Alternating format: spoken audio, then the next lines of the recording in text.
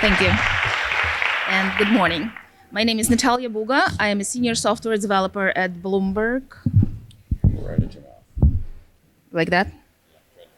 Is it better? All right, thank you. Natalya Buga, senior software developer at Bloomberg. Before I get into the topic of my discussion, I would like to say a few words about myself and the company I work for. Bloomberg is a financial information, software, data, and news and media company. We are a global company with offices in all major financial hubs and even more news bureaus around the world.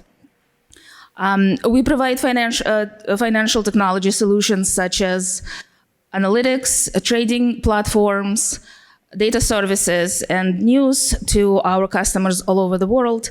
They use our solutions to make informed financial decisions and collaborate. I don't do any of that. I work in the department that, oh, I'm sorry. I forgot to switch my slide. This is our main product, Bloomberg Terminal, that has all that good stuff. And as I said, it's used by many decision makers. And now about myself. As I said, I work in the department that provides software for the internal Bloomberg use. During my tenure there, I supported areas such as HR, operations, sales, and now compliance. Being exposed to all these areas gave me a glimpse into how such a big company operates, which I find kind of exciting. Since I joined compliance, I was exposed to a new area in technology we call regulatory technologies, or RegTech. It encompasses, it's a rapidly growing field, and it encompasses software that is used by companies to stay compliant with regulatory requirements and do it efficiently. And some examples of the RegTech activities are sanctions screening, anti-money laundering, monitoring, client management, and some employee conduct policies. The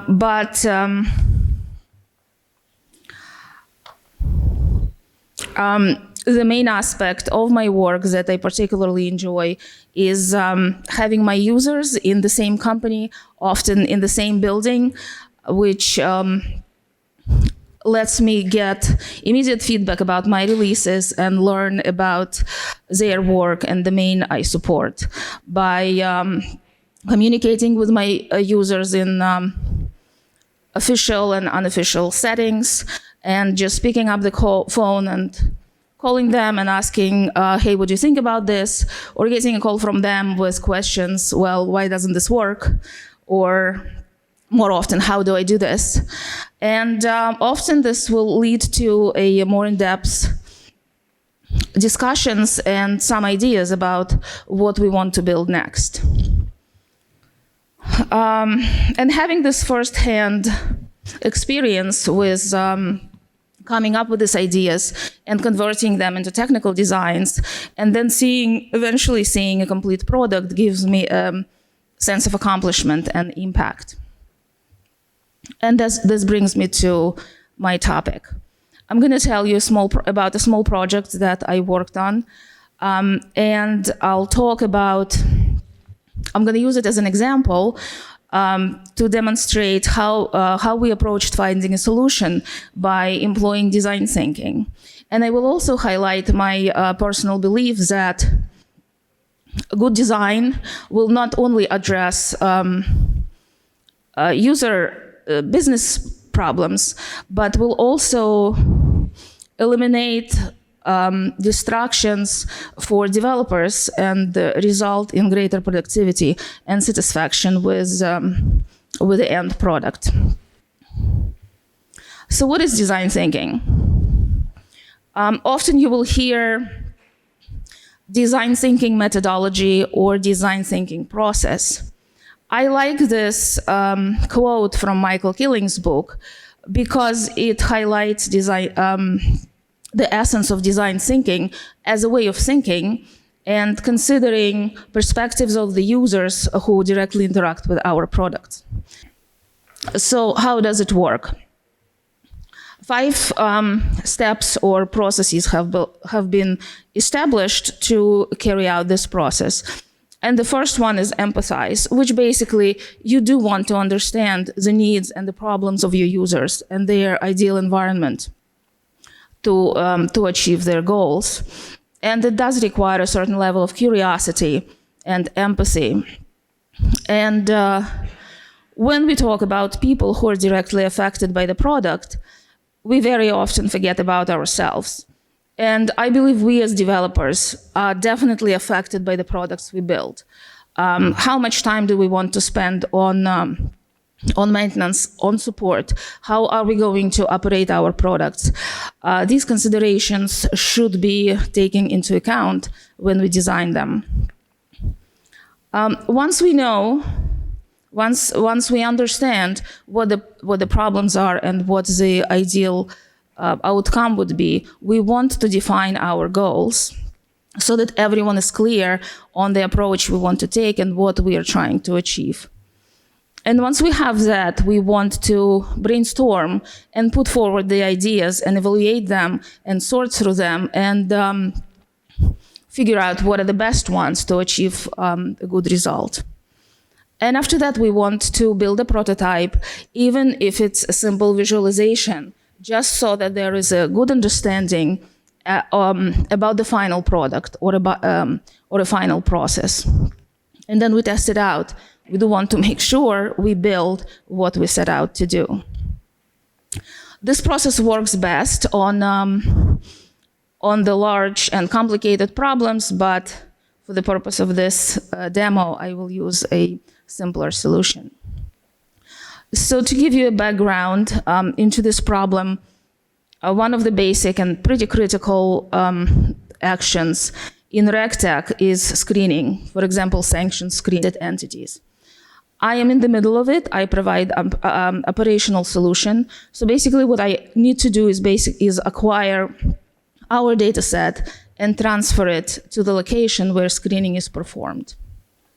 This is a very simple process. However, for a number of reasons, not only regulatory, this process was going to expand. The number of data sets that we have to screen would grow. The types of screening would expand as well, and it was going to become a disaster to manage them. And it was equally a very hectic process for us developers and for users. Maintaining them, setting up new ones, we needed a solution. And this is the first art piece I commissioned ever from a more artistic colleague of mine. This is what she came up with when I described the process and the situation. And so basically every bird here could represent the process, invoking at some point and carrying the data somewhere. Just to make sure, to be clear, we do not send our data via pigeon mail or paper planes. However, this illustrates the process very well and how hectic and unruly it is. So once we knew, once we had an understanding of our problem, we declared our goals, which is basically we want to keep track of and provide visibility into all the data sets and transfers.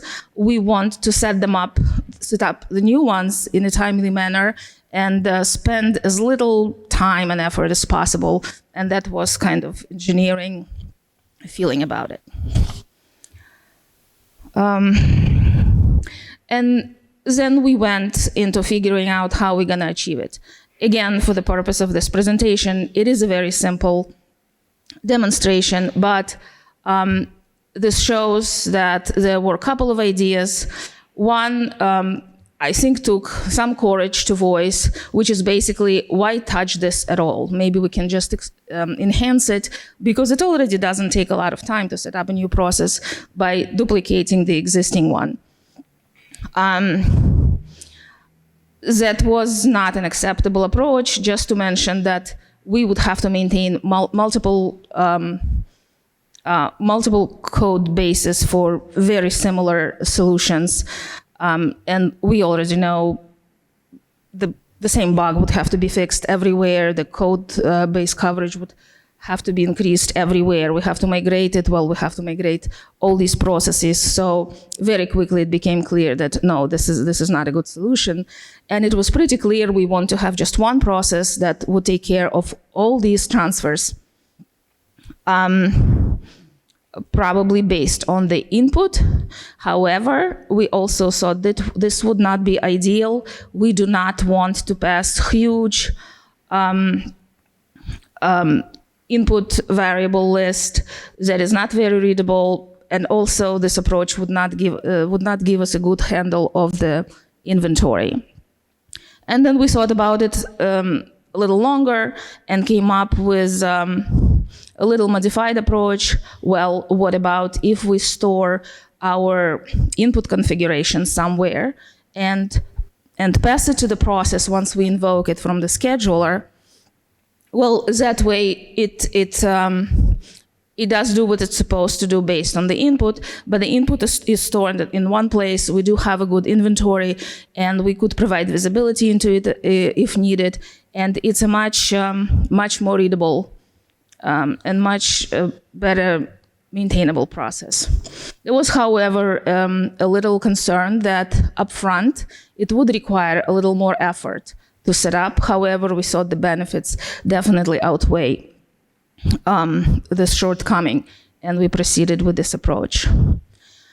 So to demonstrate, this was put forward as a prototype, and this basically shows does it work? Oh, it does.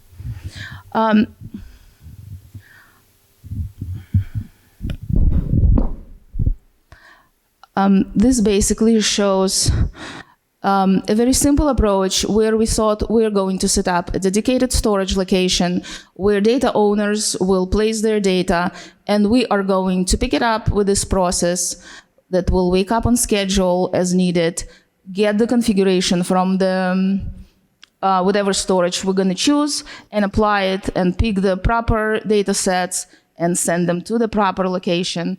And it all seemed very clear and not complicated to us. And the main thing is that to onboard new data sets, all we had to do is to enter configuration record into this repository and schedule a job. So this would serve all the purposes. Once we consider the prototype, there are sometimes some decisions that have to be made immediately, and one of the most important ones is data security. So there are some decisions that need to be addressed. If we don't have a solution, the whole thing should be scratched and started over, but luckily we were able to find an acceptable solution for that. Scalability, of course, of the system. Well, this is not very system heavy, system resources heavy. However, network capabilities, because we're transferring data, had to be considered. And configuration management solution, well, this wasn't as critical, but I'm putting it here just for the purpose of mentioning it. You do want to decide which way you want to go based on what are you planning to do with this. So testing. Testing is basically making sure you are building what is really required. And for that, we started with minimum functionality, slowly building on this. And with every step, we confirm that it does, we do move in the right direction. And we do deliver what is needed. And in the end, it was pretty much a happy ending. We did end up setting up a lot of transfers successfully in a very little time, practically without any distraction to our other work. We did increase transparency even more than we anticipated, and customer trust in our systems increased significantly. The system proved to be pretty extendable. Immediately, there were needs for more more features which we were able to add pretty easily. And developer satisfaction, of course, that is important. So to summarize, if there are main takeaways from this process, I would say that knowing your domain and your user needs is very important. Before you set out to build something, I would make sure I understand all of these. Clearly defining your problem so that everyone knows what we're trying to achieve and you get the buy-in. Evaluating your options, getting the most viable one, and building it out. And definitely consider your own needs when you are designing the system. And in the process, try to have fun. Thank you.